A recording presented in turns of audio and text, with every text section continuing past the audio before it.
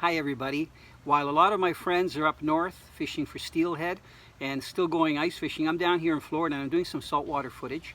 I'm going out in the Gulf of Mexico and also fishing shallow water. Now what I want to share with you today, and I'm going to do this in a series, is some of the top knots that I like to use.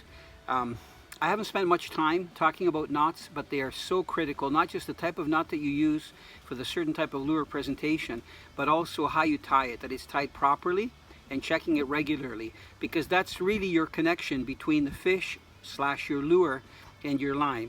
And if that knot isn't the proper one, you're not going to get as many hits, and if it's not tied properly, you're going to lose fish, especially big ones. So the knot that I'm going to tell you about today is called a non-slip loop knot. A loop knot is just that. It's a knot that's loose. It's not a tight knot on the lure. Now whenever I've showed lures that are tied with a loose knot, a lot of people thought that I was using a rappella knot, but it wasn't a rappella knot. It's called a non-slip loose knot. One man that made it really popular was a gentleman by the name of Lefty Kreh. Lefty Kreh was world-renowned fly fisherman.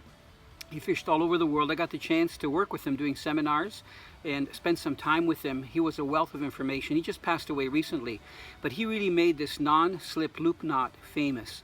And I've used it for giant fish, like tying my flies for tarpon of over 100 pounds, and also fishing up north, like in fresh water, for all the different species of fish, where I need the knot to allow the lure to work back and forth.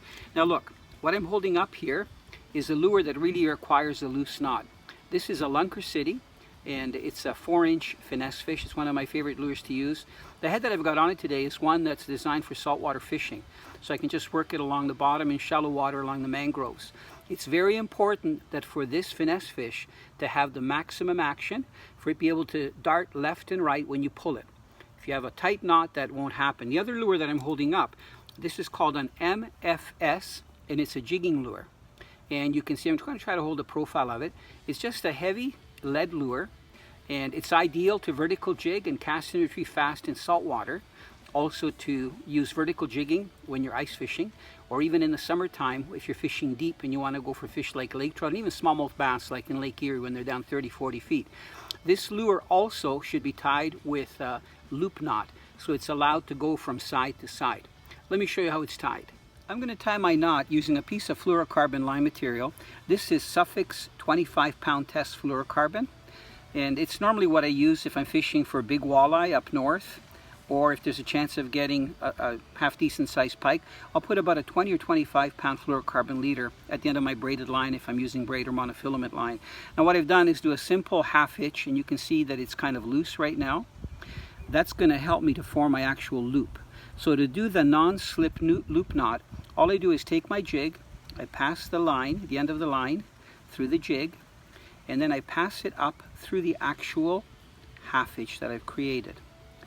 I tighten it so that it's tight, and I'll show you here. It can be right down to the eye. There's no problem, because that's the only function that half hitch is going to do is determine the size, how big the loop is.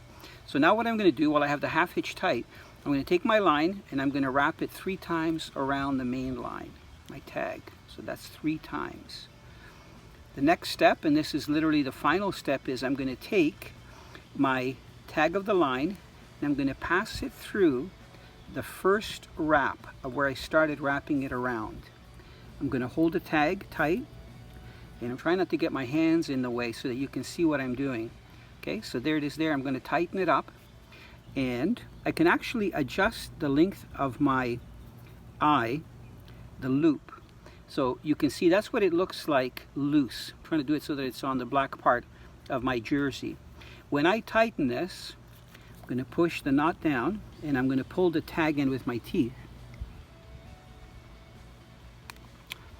You'll see that a couple things happen that I really like.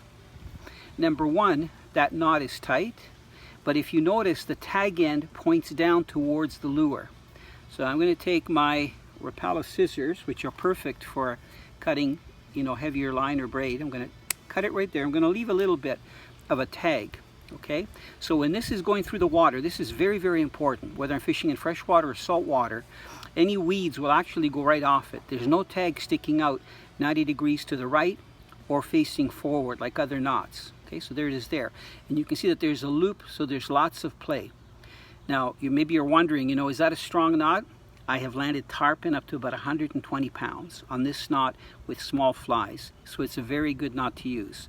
So if you're looking for a good knot, one that has a loop in it so that you can let your jigs, maybe your small ultralight crankbaits, and some of your vertical jigging lures to swim properly, this non-slip loop knot is one of the best to tie.